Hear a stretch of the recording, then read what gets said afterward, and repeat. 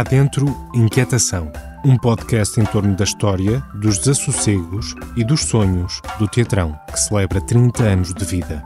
Uma hora de conversa com as pessoas que fazem parte do percurso de uma companhia que insiste em resistir.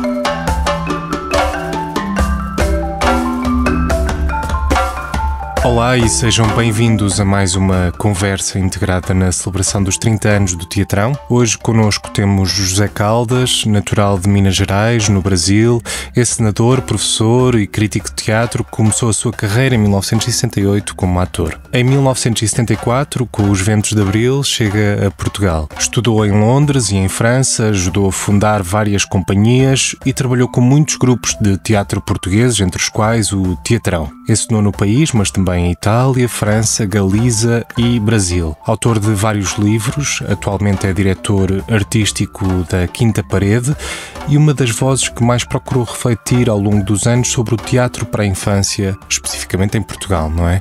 Seja bem-vindo, José. Obrigado. Apesar de ter passado pelo Teatrão, ter participado, ter colaborado com o Teatrão, esta conversa parte de uma celebração dos 30 anos da companhia. Eu gostava que nos pudéssemos centrar num tema que lhe é muito querido, o teatro para a infância, e que está na base também da fundação desta companhia de Coimbra. Como é que chegou ao teatro para a infância? Eu, logo que cheguei em Portugal, cheguei antes do 25 de abril, uma semana antes do 25 de abril, e estava na casa de uma amiga minha, uma senhora amiga minha, e quando foi 25 de abril, ela trancou a porta, pôs a chave nos seios e não me deixou sair de casa. E era eu na janela a gritar. Pronto, cheguei então, apanhei aquela folia, que eu chamo de folia, porque era uma coisa completamente diferente do que eu tinha visto antes em Portugal, porque tinha já passado por aqui. Que era uma coisa um bocado soturna, um bocado triste. De repente, aquela explosão de alegria, principalmente, me atraiu muito. Estava em Lisboa? Lisboa. Em Lisboa.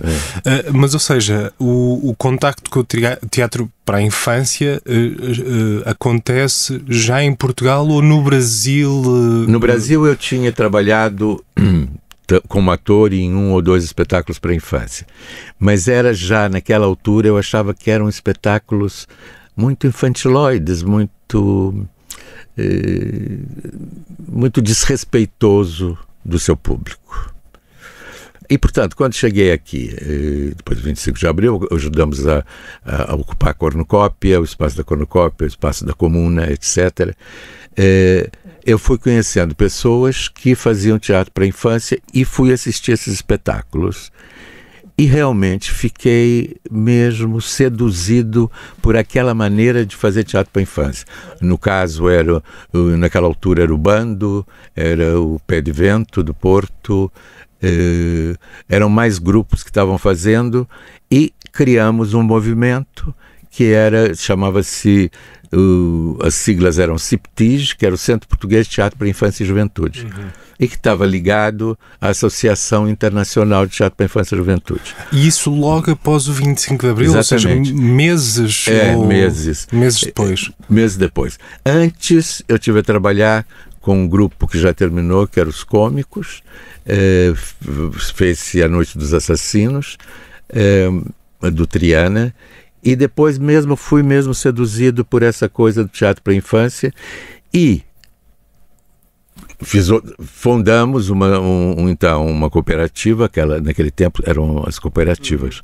Fizemos uma cooperativa que chamava Oficina de Teatro e Comunicação, com uma senhora muito importante que eu acho da cultura portuguesa, que era a Águida Sena, foi uma grande bailarina e professora no conservatório de teatro.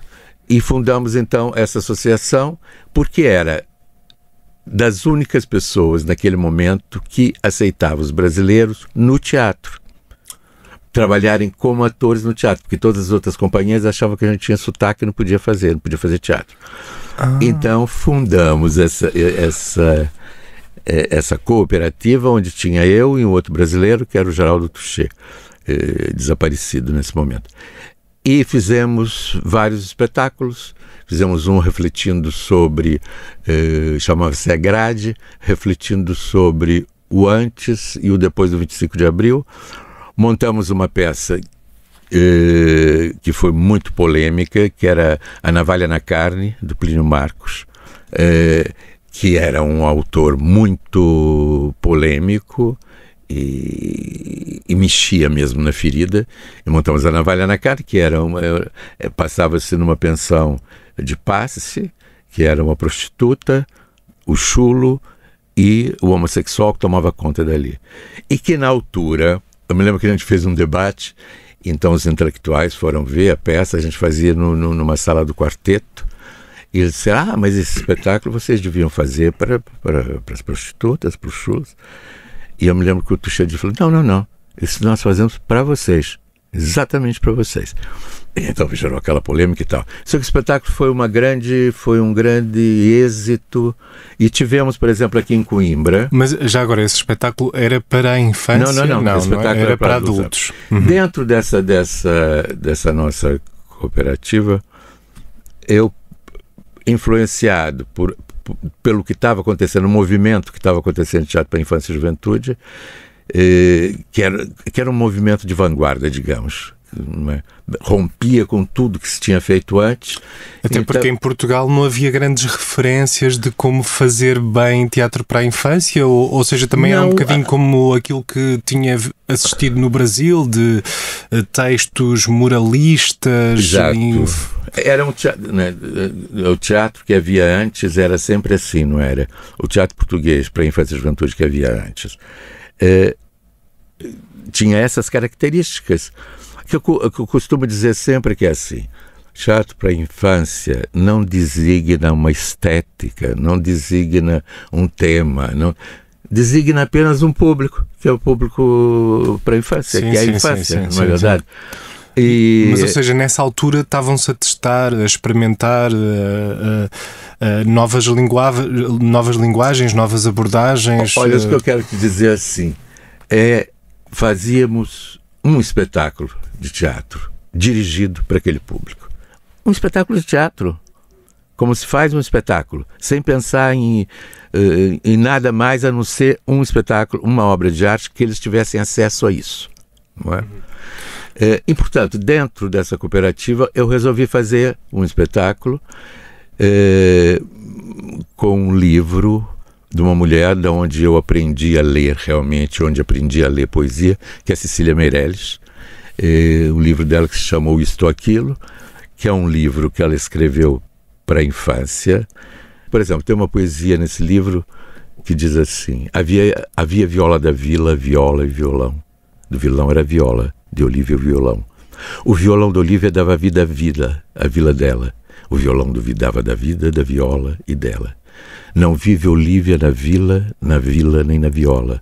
O vilão levou-lhe a vida, levando o violão dela. No vale, a vila de Olívia vela a vida, no seu violão vivida e por um vilão levada. Vida de Olívia levada por um vilão violento. Violeta violada pela viola do vento. Portanto, estás a ver que não é infantiloide. Coloca aqui questões poéticas, mas questões, não é? Com leveza. E, portanto, esse espetáculo eu consegui fazer, levou muito tempo, tínhamos muito pouco dinheiro, mas lá conseguimos fazer, e surpreendentemente ganhou o prêmio de melhor espetáculo daquele ano, que era 1979 ou 80. Ou seja, e isso foi o primeiro espetáculo para a infância que ensinou... Que ensinei aqui.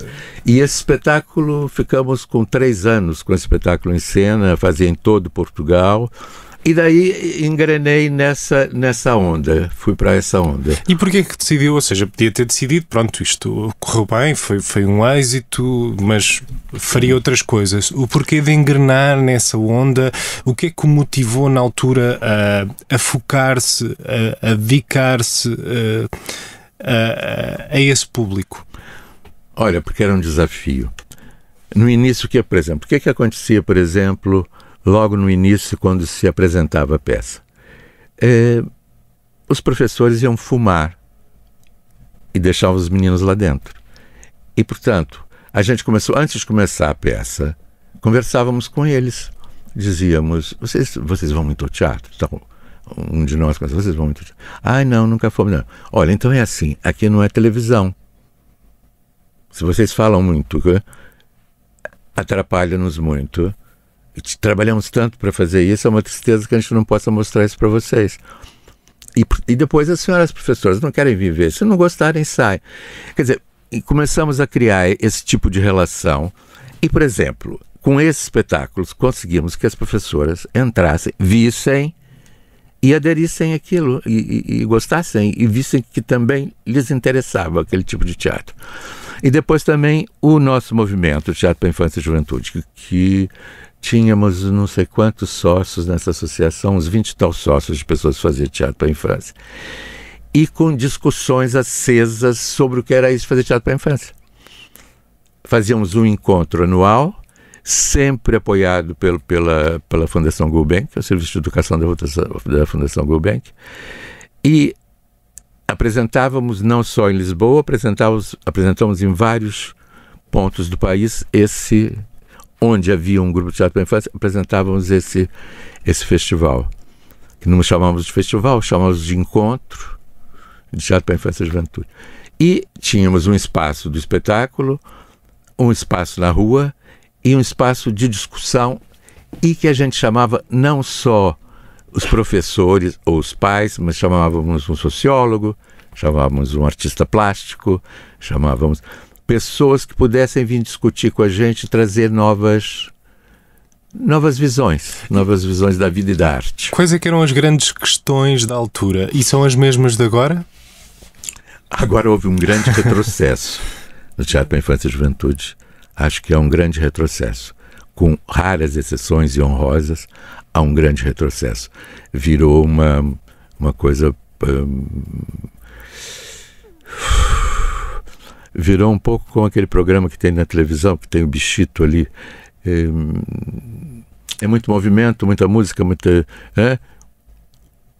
inócuo ou não inócuo, porque realmente está transmitindo uma visão das crianças como se fosse tudo alegre, tudo alegria, tudo beleza. E não é, a gente sabe que a gente sofre. Quando a gente foi criança, eu sofria, não é?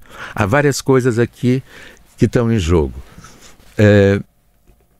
O que surgia muito, por exemplo, da parte dos professores era: as crianças não entendem o que vocês estão fazendo. Então fizemos o seguinte: vamos fazer uma discussão também no final do espetáculo, onde estão as crianças. E realmente, as coisas que as crianças diziam eram surpreendentes, percebe? Porque elas estavam atentíssimas ao mínimo detalhe que acontecia no espetáculo. Então colocavam questões que nós próprios, criadores, não tínhamos colocado. Portanto, aquilo começou a criar estupefação. Os professores veem, então, meu aluno... depois vão conversar com a gente. Esse aluno é tão mal na escola, ele não é... E aqui com vocês, realmente, ele disse coisas realmente que nunca disse na sala de aula, que nunca... Mesmo que a gente pergunte, ele não disse. Então, o que aconteceu? Aconteceu que os anos 70 e 80 foi mesmo um grande empurrão para o teatro para a infância em Portugal. Em relação às crianças. Sim. De emancipação da criança, dela poder ter voz ativa quando quisesse dizer. E ver encarar como um público efetivo, ou seja, que tem uma opinião e que pode gostar, não gostar, e que questiona. Exatamente. Isso o que levou? Levou que a gente fizesse parte da Associação Internacional de Teatro para a Infância e Juventude, onde eu tive também no Comitê Central, teve o João Brito também teve, o João Luiz teve. Vários de nós fizemos parte durante o mandato eram 3 anos, e onde se discutia com pessoas do mundo inteiro sobre o teatro para a infância. Mas, ou seja, foi um tempo, lá está, em que o teatro para a infância, lá está, havia aqui um movimento de vanguarda pós 25 de Abril. O José até fala de uma poética do inconformismo, não é? No pós 25 de Abril. Que poética é essa?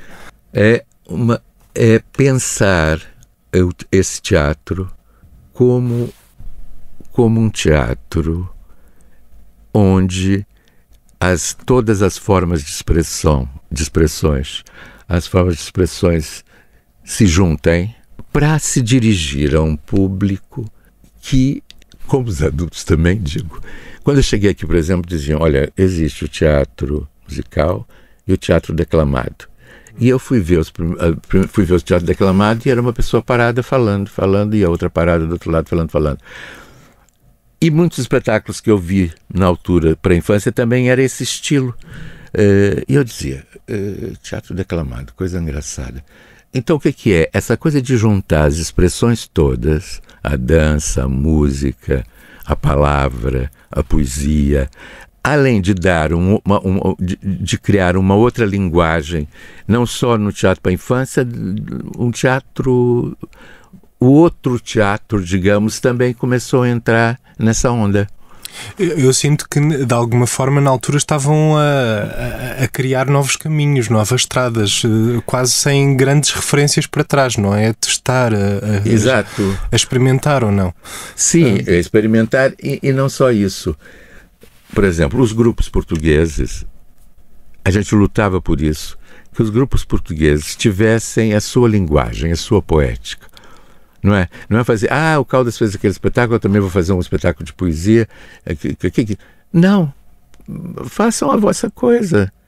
Mas teve muito êxito. Tá bem, mas mesmo que não tenha êxito, é a vossa expressão. É o que vocês querem dizer. É a vossa poética. Lutamos muito por isso. E depois, com esse contato com o mundo inteiro,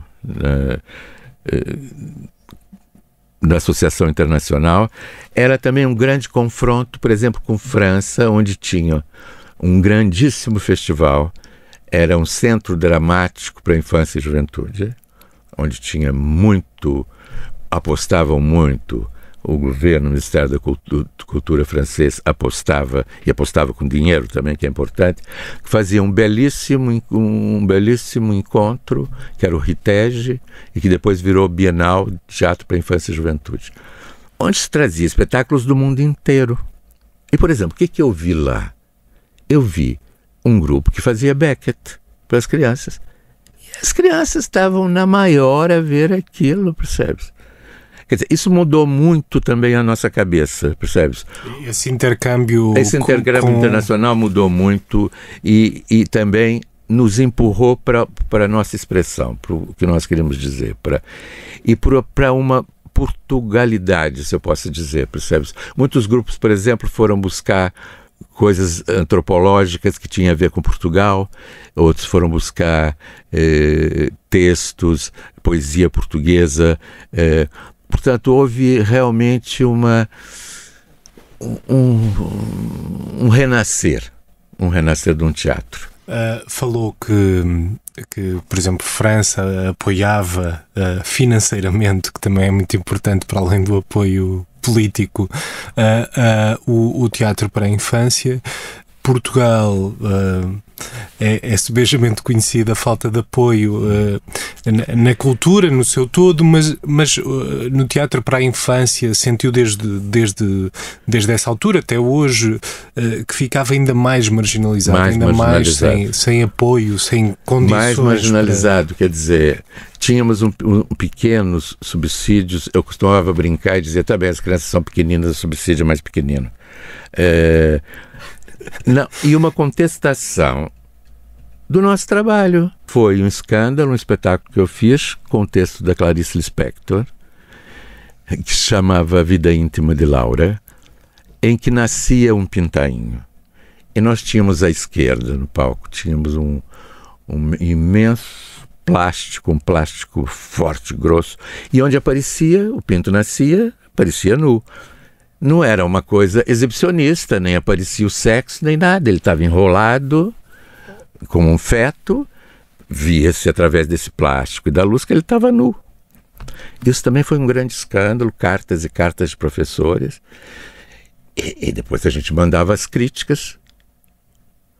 Porque o que acontecia? No início, os críticos não iam ver para o teatro para a infância. Porque até achavam que não se justificava sequer fazer uma crítica de teatro para a infância. E por exemplo, com esse meu espetáculo Isto Aquilo, eu também provoquei os críticos. O nosso grupo provocou os críticos. Olha, venham ver a Cecília Meirelles no teatro. Essa grande poeta, grande admiradora do Fernando Pessoa, discípula. Venham ver. Ou estão com medo de ver? Quem tem medo de Cecília Meirelles? Você mandar as músicas para... E vieram, percebe? E vieram. Veio o primeiro Carlos Porto, que fez uma belíssima crítica sobre o espetáculo, e em seguida começaram a vir os outros também. E com os nossos encontros, onde a gente convidava os críticos para estarem... Fizemos, por exemplo, um encontro sobre a crítica. Teatro para a Infância. E chamamos não foram todos, mas foram representativos. E que onde pôde se discutir profundamente o que é isso de fazer crítica, se há alguma diferença para o teatro para a infância ou com o teatro para adulto. Isso tudo ajudou que a gente começasse a ter visibilidade e que o Ministério da Cultura começou também a ver que esses grupos eram uma nova linguagem, digamos, e que, se calhar, mereciam mais alguma atenção. E também fizemos muitas provocações ao Ministério da Cultura, percebes? Muitas. Mas, por acaso, num texto que publicou em 2010 na revista Sinais de Cena, identifica 14 grupos dedicados ao teatro para a infância e referia na altura, isto em 2010, que apenas 3 contavam com um pequeno apoio continuado por parte do Estado. Ou seja, a precariedade esteve sempre presente. Sim. E já agora nota que havia outra dinâmica na altura, por exemplo no final dos anos 70, anos 80, do que agora, ou seja, havia mais grupos, mais atividade, ou nem por isso? Não, os 14 grupos que eu estou referindo são os grupos não recentes, são os grupos daquela época. Que vêm de trás, sim. Sim. Por exemplo, o bando sempre teve um subsídio no Ministério da Cultura, mas não era um subsídio continuado, percebe? Não é como agora 4 anos de subsídio para a pessoa poder respirar, para a pessoa poder planear, para poder... Não é? Eram coisas, por exemplo, no nosso caso era, para esse espetáculo tem tanto, não é? Que era insuficiente para pagar os atores. Então o que acontecia? Acontecia muitas vezes que por acaso eu falo também nesse artigo, que por acaso também fez uma coisa, que era, muitas vezes a cenografia, por exemplo, era coisa pobrezinha, era muito pobrezinha. Mas também alguns, começaram a pensar numa cenografia pobre, entre aspas, mas que significasse muito. Logo no início da nossa conversa... fez aqui uma referência, ou seja, de que as coisas nem estão propriamente melhores hoje em dia, naquilo que é o panorama do teatro para a infância em Portugal. Porquê? O que é que mudou ao longo dos tempos? Eu acho que é assim. Nós fomos envelhecendo, nós dessa geração. A força que a gente tinha e a disponibilidade que tínhamos naqueles anos foram ficando menores. Quer dizer, íamos fazer um festival, por exemplo, as pessoas estavam ali o tempo todo a trabalhar. Quer dizer, eu já não tenho a mesma energia e as outras pessoas não têm. E não surgiu uma nova geração para... Não, surgiu uma nova geração, agora tem grupos bem interessantes a fazer coisas interessantes. Mas para tu saberes uma coisa, por exemplo, o grupo Pé de Vento, que está no início desse movimento, que tinha um espaço, que lutou para ter um espaço no Porto, Teatro da Vilarinha, conseguiu verba e refez aquela pequena, era um ponto de fronteira entre o Porto, entre Matosinhos e o Porto, entre o mar e o Porto. Refez o teatro, fez um teatro a sério, foi expulso, agora não tem onde representar, percebes? E não houve... Teve lá o ministro da Cultura, foi lá numa reunião, mas... Sabe, é o que a gente digo muito nesse espetáculo que eu estou fazendo agora, né? Falem. Abram uma matraca. Falem no Congresso Nacional, falem nas Nações Unidas, falem na igreja. Mas é fala, não é? O falar tira a energia para fazer. Sim. Para fazer falar não pressupõe uma ação. Exatamente. Quer dizer, é uma ação mais... Sim, mas... Sabe o que quer dizer? E, portanto, há grupos agora, há grupos que têm subsídios. Não conheço nenhum que tenha um subsídio por 4 anos, teatro para a infância. Não conheço nenhum. O bando enveredou por outro caminho e tem, não é agora? Mas não vejo nenhum grupo assim.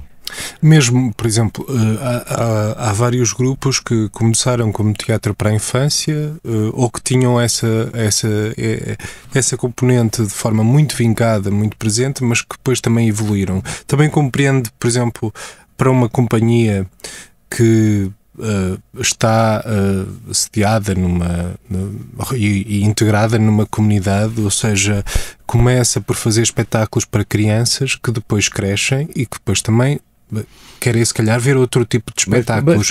Ou seja, acha que as companhias também podem andar aqui numa dança e não ficarem cingidas àquilo que é o teatro para a infância ou não? Não, quando tu dizem crescem, eu me pergunto, crescem em que sentido? Quer dizer, porque faz teatro para criança, não estão crescidos, vão crescer se fizerem outro teatro. Quer dizer, o que eu acho é que...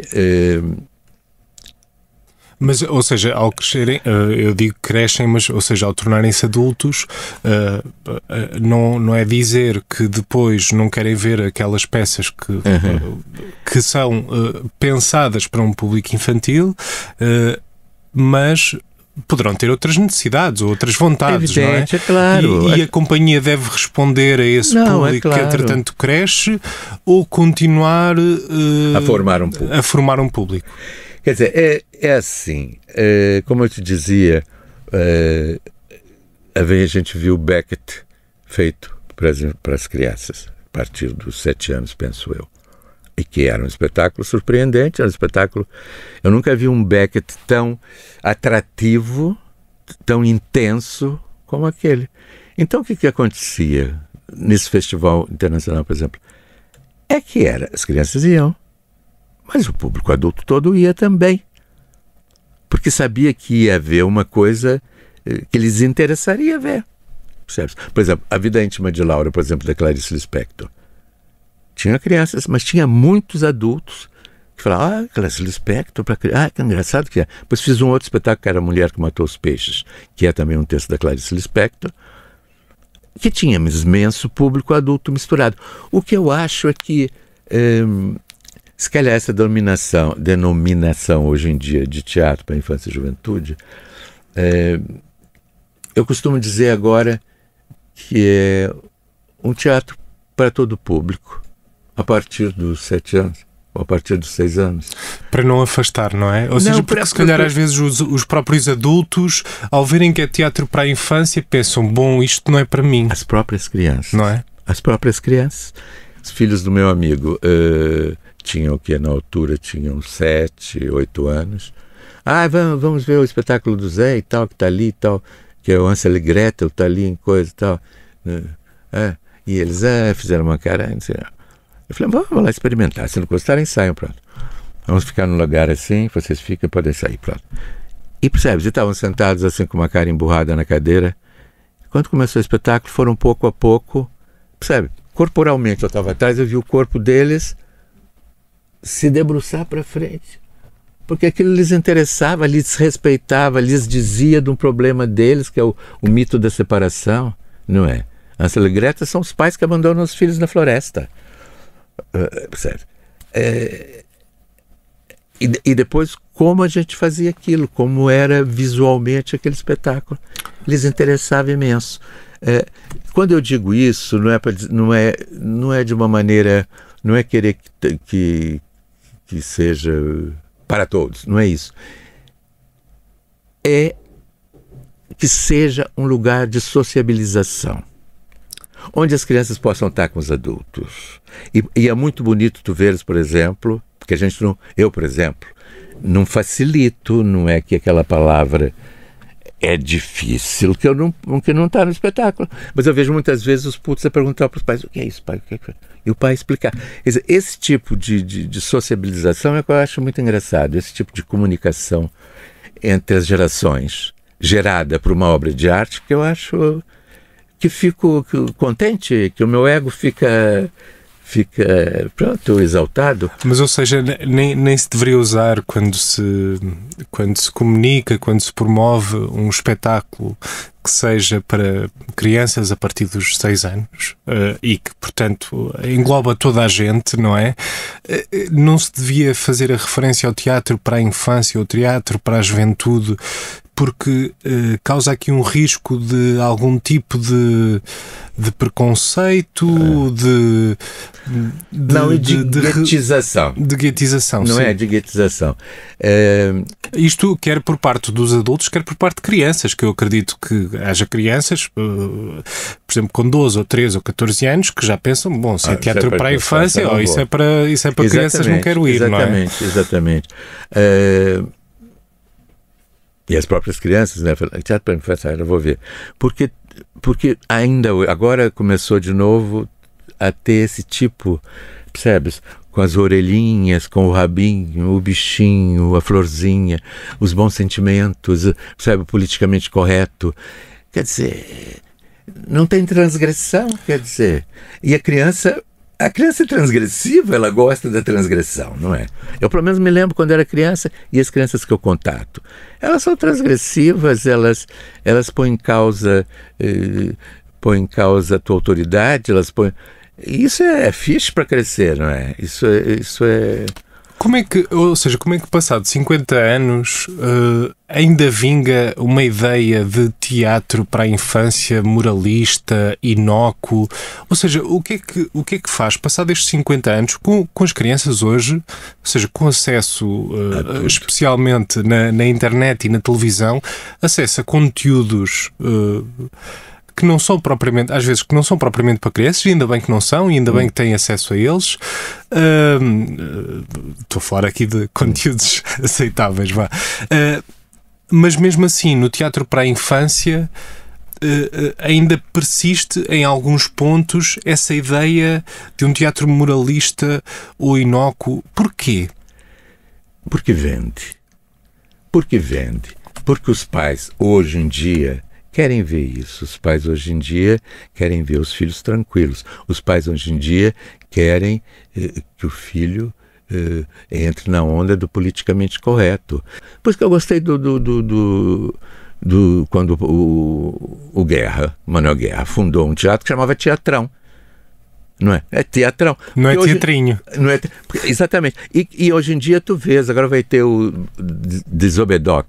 Não é uma coisa de cinema que tem no Porto? Sim. E eu abro o Facebook e vejo pessoas que eu estimo imenso, a Catarina do Bloco de Esquerda, e outras pessoas a dizer, vai ter também Desobedeczinho. Eu falei, mas o que é isso? É tudo assim, um grupo que eu gosto imenso, que tem um espetáculo que chama Folia. Mas isso acho que é um problema não apenas do teatro, não é? De tudo aquilo que nós associamos a crianças tem que ter um diminutivo, tem que ser uma coisa quase pura, frágil, não é? Mas voltando à questão do teatro e da ideia do teatro moralista, acha que também aqui, ou inócuo, acha que também há aqui um papel da escola, ou seja, porque eu, olhando para trás, eu sou de Leiria e Leiria não tinha nenhuma, pelo menos quando eu cresci, eu não me recordo de nenhuma companhia profissional. A Colombina, chamava-se Colombina. Mas eu pelo menos, ou seja, não tive contacto com essa companhia, não sei até quando é que esteve em atividade, mas na altura não tive contacto nenhum com nenhuma companhia de teatro, e o único contacto que eu tinha com o teatro eram os teatrinhos do Natal ou do final do ano, dado pelas próprias professoras, que replicam essa ideia de um teatro bastante inócuo, sem grandes perguntas. Há também um problema ou seja, a maior parte, pelo menos dos meus colegas com quem eu cresci, quase todos o contacto que tiveram com o teatro até à vida adulta foi este teatro, que não é propriamente teatro, que não é propriamente teatro. Mas sabes, isso, por exemplo, a gente fez um outro movimento agora, tantos movimentos, que era há poucos anos já, durou 11 anos, que era teatro na escola.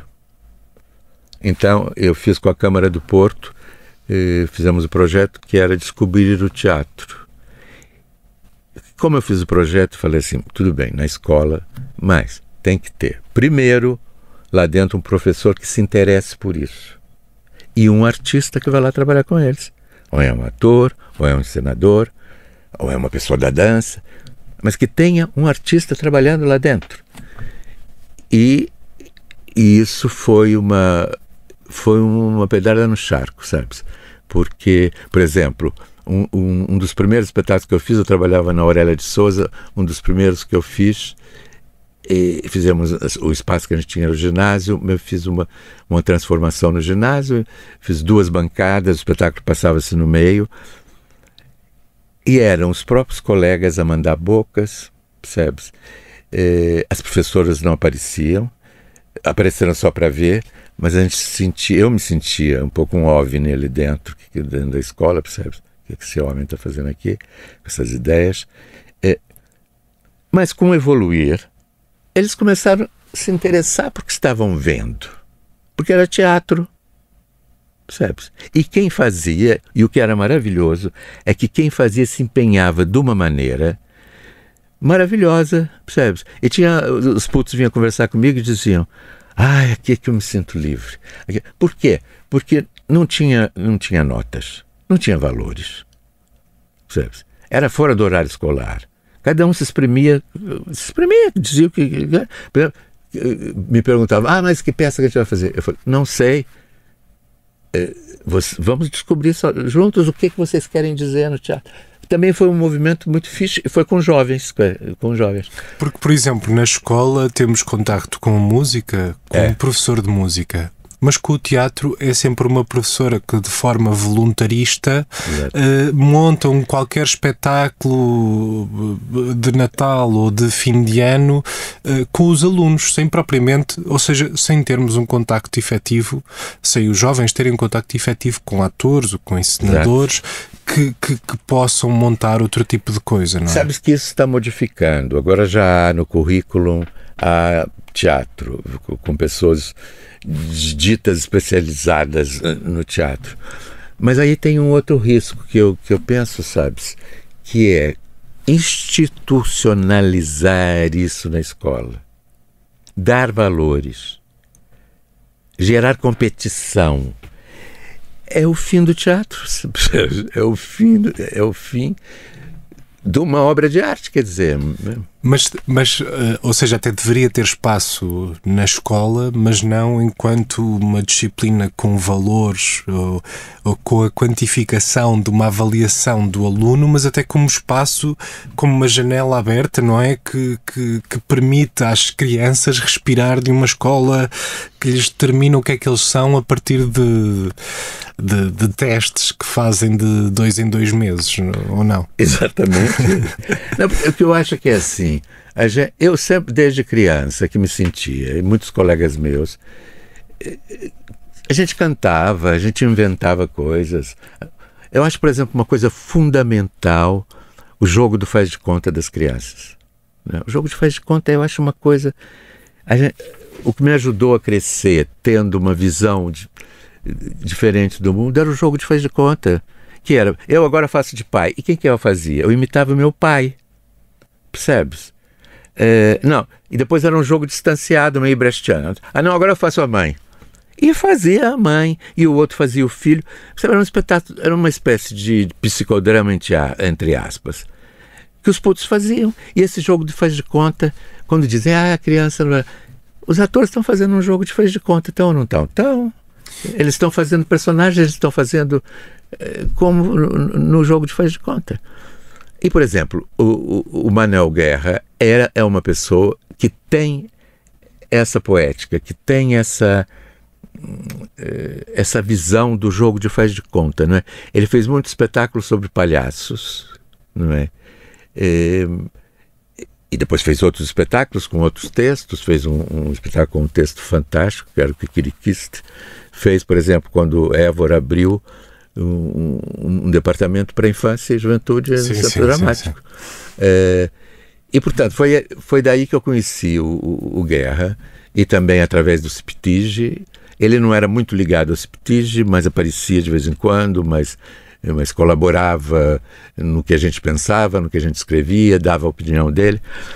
E foi isso, muito. Quando ele me convidou para fazer um trabalho aqui com eles, eu fiquei todo contente, porque era uma pessoa que estava na mesma faixa de pensamento, de vontade, de projeto artístico. E também não tinha muito dinheiro, digamos de passagem. Mas uma coisa muito bonita naquele grupo era que eu tinha liberdade absoluta para fazer o que eu queria fazer, não é? Eu dizia o que queria fazer, apresentava a proposta, não é? O Manuel Guerra muitas vezes elogiava mesmo aquela proposta, e eu fazia mesmo, tinha plena liberdade para exercer a minha função, não é? Além de ter criado espetáculos para o Teatrão, eu também fiz uma coprodução com eles, de um espetáculo que eu tinha, que era o Rochinol, a partir de Anderson, e que era um espetáculo. Tinha uns que diziam, mas esse espetáculo é muito zen. Eu falei, tá, é muito zen, será que isso interessa as crianças? Vamos ver, não é? Algumas interessarão, outras não. Porque depois tem essa ideia que todos vai agradar às crianças. Quer dizer, tem crianças que não agradam, não é obrigado, não é? Ou seja, olhar para as crianças como um público uniforme. É uma coisa uniforme, né? E quando não fazemos o mesmo para os adultos, ou seja, aceitamos que adultos gostem mais de uma coisa do que outra, e que tenham gostos particulares, não é? E as crianças parece que há um gosto global, homogéneo. E me lembro que, como esse espetáculo era um espetáculo muito intimista, muito tranquilo, e antes de começar qualquer espetáculo eu vou ter uma conversa com esses putos. E a gente usava um pau de chuva, o espetáculo começava com um barulhinho de pau de chuva lá longe, uma coisa assim e tal, não sei o quê. E eu pegava aquele pau de chuva, os miúdos estavam sentados, e eu começava a fazer aquilo, a olhar para eles se acalmavam um pouco. E eu começava a conversar com eles. Olha, vocês vão vir aqui, não sei se já foram ao teatro, aquela velha conversa. E realmente, esse espetáculo, as pessoas falam baixinho, é outra onda. Vocês, se estiverem atentos, podem perceber o que elas estão transmitindo umas para as outras, o que estão... por que aquela música, para poderem ouvir a música, que a música... E conseguia, percebes? E conseguia que aqueles miúdos vissem o espetáculo, gostassem ou não, mas estivessem atentos e vissem. E por quê? Porque realmente, naquela altura, se calhar ainda não tinha uma habituação das crianças irem ao teatro aqui. Mas sobre essas questões, é um público, o público infantil, juvenil, é um público mais difícil, ou não? Sim. Mais difícil no sentido de, ou seja, os adultos, mesmo não gostando, já têm interiorizadas entre si determinadas normas sociais que, estando aborrecidos ou não, a maioria, pelo menos a grande maioria... Às vezes levanta no fim e aplaude de pé. Exatamente. E até aplaude de pé e fica lá, se for preciso 10 minutos, se todos os outros aplaudem durante 10 minutos, também aplaude 10 minutos. A criança... nisso tem uma reação muito mais verdadeira, honesta com aquilo que está a receber, ou não? E por outro lado, se calhar distrai-se mais facilmente. Algumas, outras não. As outras, porque também tem muita criança que está massificada, tem muita criança que está programada, porque vai ser um computador, percebe? Tem muita criança que está programada, quer dizer, e levou com tanta gritaria, com tanta música idiota, com tanta coisa, no teatro que viu, ou na televisão. Até aquele programa nojento do... não sei como é que chama o bicho. O Panda. Já viste o programa? O canal Panda? É. Quer dizer, aquilo é uma coisa que tu diz, mas para que é isso? Para que criança? Mas está lotado de crianças, e os pais levam as crianças. Aquilo são espetáculos monstruosos. Quer dizer, que é uma coisa sempre gritar, pular. Quer dizer, as crianças pensam que para elas é aquilo, não é? Que é uma gritaria, uma pulação. Mas como é que se muda o chip?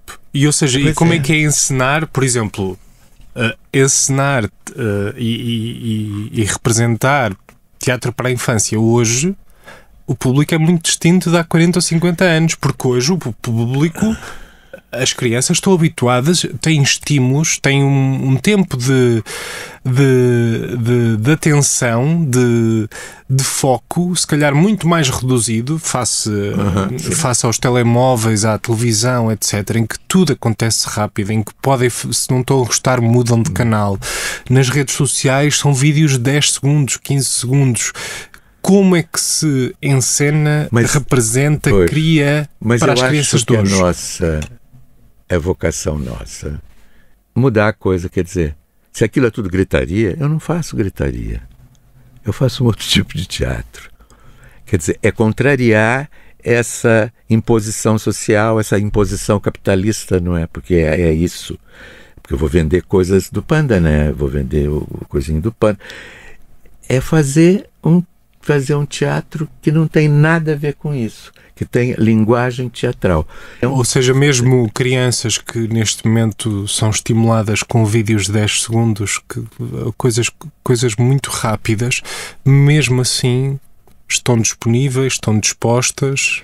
Eu acho que elas têm curiosidade. Elas têm curiosidade, percebes?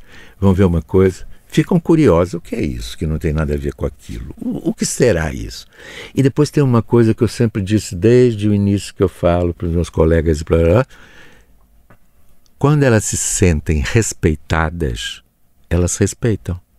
Quando elas veem que é um espetáculo a sério, dirigido a elas, que as respeita, elas respeitam. É a minha experiência. E isso eu acho que é uma coisa fundamental, né? Porque os respeitos só com os adultos, as crianças a gente não tem respeito, não é? Quer dizer, eu próprio às vezes me pego não tendo respeito, percebes? Porque a gente foi criado nisso, né? A gente, quando era criança, não era respeitado, absolutamente. E depois ficam os tiques, não é? Depois ficam. E que depois passam para tudo, não é? Porque estamos aqui a falar do teatro, mas isto aplica-se a todas as coisas que envolvem crianças. Lá está essa coisa do desobdoquezinho, é tudoinho. É tudoinho, pois eu não percebo porquê. Uma pessoa tem que mudar o tom da voz, não é? Ou seja, esses tiques mantêm-se, permanecem e acabam por contaminar. Né? É um clichê do que é teatro para a infância, é um clichê da infância. Eu dei muitas aulas na Faculdade de Psicologia e Ciências da Educação, com os professores, porque estavam ali professores, ciências da educação. E era muito engraçado, porque eles tinham uma ideia, quando a gente começava o trabalho com eles, via-se que tinha uma coisa romântica sobre a infância. A cara mudava quando falava para as crianças, ficava uma cara mais doce, mais... Sabe? Quer dizer, eu falei, gente, olha... Não é bem assim, não é? As crianças fazem isso, fazem aquilo. As crianças são como a gente. Não é? Tem impulsos e coisas do ser humano, é um ser humano. Portanto, não é só bonitinho, não é só anjo, não é só uma coisa romântica. Não é? Temos que ser realistas nisso, né? Agora estou-me a lembrar de uma intervenção do José Saramago sobre uma criança a chorar e ele dizer: deixa-a chorar, deixa-a ser triste, ela precisa de ser triste. Então, exatamente. E às vezes temos essa pulsão, não é? Essa vontade, se vemos uma criança triste, coitadinho, e temos que resolver tudo para a criança não ficar triste. Mas então, faz parte, não é? E o próprio teatro para a infância também tem que abraçar todas essas histórias. A complexidade do ser humano. Sim. Seja ele criança ou adulto. Voltando à questão que abordámos um bocadinho atrás, da questão da relação da escola e do teatro, que relação deveria ser? Ou seja, o teatro deve efetivamente estar na escola ou a escola deve ir até ao teatro? Quer dizer, são as duas coisas, acho eu, não é? Porque, por exemplo, esse que eu te contei o projeto que a gente fez com a Câmara do Porto, que era uma Câmara socialista, tinha lá uma senhora que tinha sido atriz e que fomentou muito isso. O que acontecia? Eu geria um pouco isso, eu tinha inventado o projeto, eu geria um pouco. Primeiro tínhamos muitas reuniões com os artistas que iam trabalhar, e uma coisa que se fazia imenso era telefone para o grupo tal, olha, estou aqui trabalhando com esses alunos, podem fazer um desconto para esses 15 meninos que eu estou trabalhando com eles, ou podem oferecer os bilhetes. E os grupos eram muito atentos, então a gente levava, não só fazia teatro, como levava a ver espetáculos. E depois era fixe que depois fazíamos um encontro antes do ensaio para dizer o que acharam, o que pensaram. Tinha aqueles que não gostavam, diziam por que não gostavam, os outros que interessavam muito. Isso é muito importante, o teatro na escola, por quê? Porque, de certa forma, torna esse público mais crítico, ver coisas diversas. E lá está, uma janela para outras coisas. Exato. Também a liberdade da escolha. Esse tipo de teatro eu não curto, mas aquele tipo de teatro eu curto. Acontecia muito.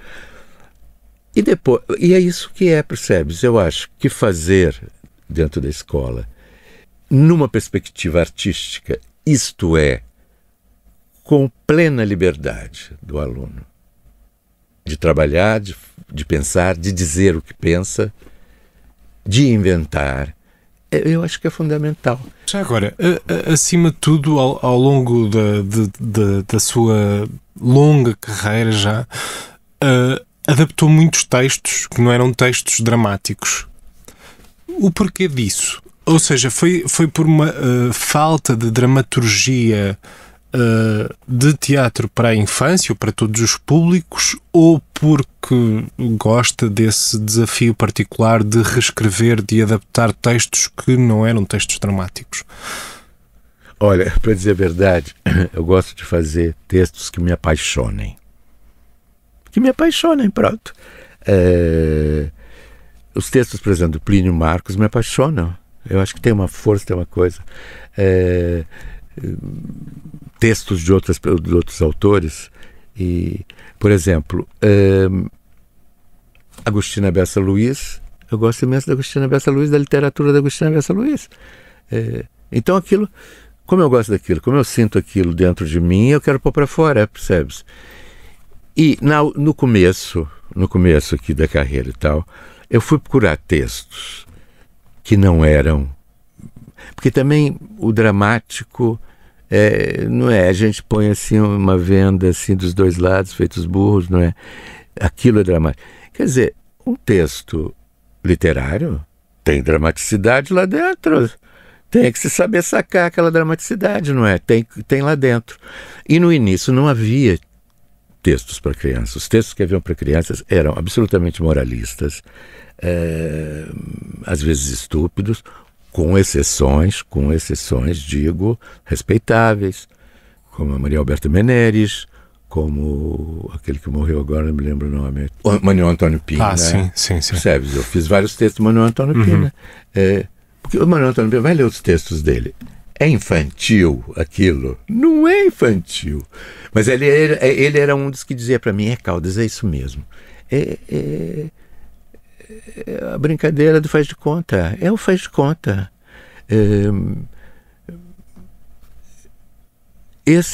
Então comecei a fazer. O Pé de Vento fazia muito Manuel Antônio Pina. Eu falei, deixa ele fazer o Manuel Antônio Pina. É lá a onda deles. Eu vou procurar outras coisas. E comecei. Fiz muitos textos brasileiros no início, né? Cecília Meirelles, João Guimarães Rosa. Por exemplo, O Gato Malhado e a Andorinha Assinhado, do Jorge Amado. Quer dizer, é um texto infantil? Não é um texto infantil. Toca em problemas bastante fortes, não é? Um gato que fica apaixonado por uma andorinha. Quer dizer, não é... E esses temas são esses temas que me agarram, e é mesmo uma coisa por prazer e por paixão que eu escolhia textos assim. E que é um desafio também, não é? É um desafio. Passado 50 anos, tem uma ideia muito clara do que é bom teatro para a infância? Olha, um bom teatro para adulto é um bom teatro para a infância e vice-versa. Percebes? Acho que se é teatro, e quando a gente diz teatro, a gente diz a complexidade do teatro, a gente diz que o teatro é aquela coisa que aglomera as nossas expressões todas, não é? A literatura, a música, as artes plásticas, essa coisa toda. E essa complexidade do teatro é que interessa. Eu não acredito no teatro que dá mensagem, percebes? Eu não fiz nenhum espetáculo que tinha mensagem. Eu não vou dar papa feita a essas crianças. Elas que desculpam. Fiz um espetáculo muito engraçado que se chamava Chorar para Rir. E é um texto de um amigo meu canadiano. Então, é um puto, chama-se Amin, e tem o outro que é o Assi, e tem um que é o Assi e o Ati. Então esse miúdo começa, o cão dele morre, mas ele não pode chorar, porque vem o Ati e diz, o Ati é muito alto, enorme. Não chora senão não cresce. Tranca a barra, não pode chorar, não pode. Canta, tinha até uma lenga-lenga para o miúdo não chorar, e ele reprime. Até que um dia ele vai, tem um lago, a gente fez um lago atrás, tinha uma espécie de uma dessas coisas de correr, abria-se, era um lago do outro lado, e um dia ele conversa com a imagem dele no lago, como se fosse um espelho. Um dia sai de dentro do lago o Assi e põe aquilo tudo em pantanas, percebes? Põe aquilo tudo em pantanas, e o outro, o grandalhão, está sempre a dizer, não pode chorar que vem aí a tia Dona Ela. A tia Dona Ela vem aí, olha que tia Dona... Depois descobre-se que ele é alto porque está em cima de andas. Terminava o espetáculo, os professores, naquela altura tinha isso, eram os próprios, a gente conseguiu criar uma coisa que eram os próprios professores que pediam para ter uma conversa. E eu me lembro disso perfeitamente, que um puto falou assim, mas quem é a tia Dona Ela? E eu pensei, olha, quem sabe um colega teu sabe aí o que é a tia Dona Ela, vamos ver se alguém sabe.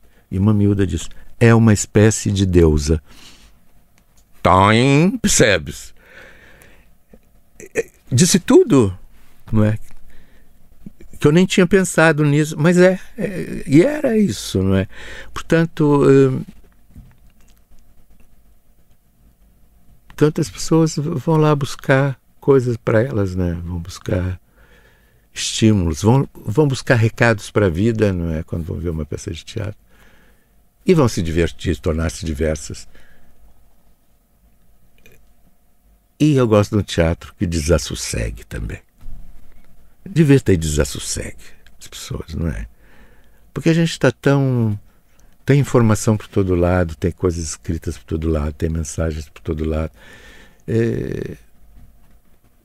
Deixar um espaço livre, eu costumo dizer, deixar uma folha em branco para o público escrever as coisas deles, não é? Muito obrigado, também, José.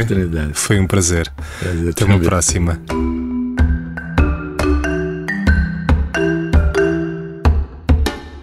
Cá Dentro Inquietação é um programa realizado e editado por mim, João Gaspar, e produzido pelo Teatrão. Todas as entrevistas foram gravadas no estúdio da Rádio Universidade de Coimbra. A música usada é da autoria de Kevin MacLeod.